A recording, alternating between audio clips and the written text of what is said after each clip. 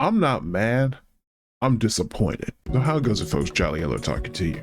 So, for those of you who may not know, or if you don't keep up with the acting world, the legendary actor Tony Todd passed away last year on November 6th, which is also my birthday and the worst presidential election in American history, but never mind that for now. A couple of things that, to know is when it comes to a lot of these award ceremonies, the major ones like, the Emmys, the Grammys, the Oscars, things like that, there's very often a In Memoriam video that plays for, talent in the industry that have passed away in the last year or so.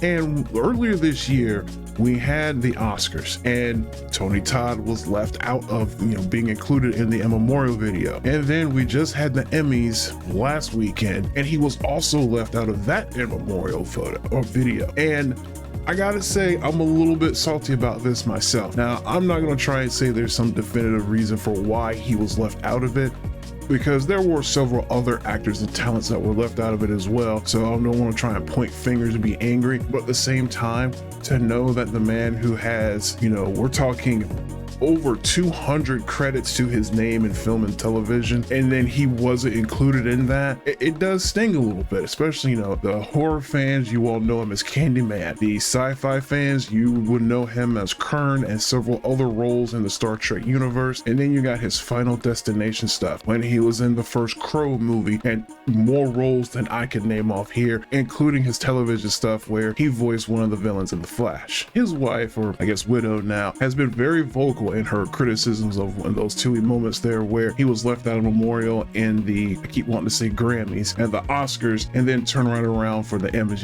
Oscars for TV, Emmys for TV, Oscars for movies, and the Grammys are music, so he wouldn't be over there. But anyway, it's just kind of like, dang, they really just left him out of that, not once, but twice. It would have been nice if he had been included in one or the other at least, but to be left out of both of them, it's hard not to take that, egregiously when such a talented, groundbreaking man is left out of, a mark of honor, a show of respect, and a moment of silence for someone like that. But I just want to vent my frustrations, and I will admit I am biased. I've been a fan of his work for a good long time, so I would like to see him honored. So that's just me speaking my feelings on Tony Todd being left out of several memorial videos. You folks have a good one. Jolly Yellow out.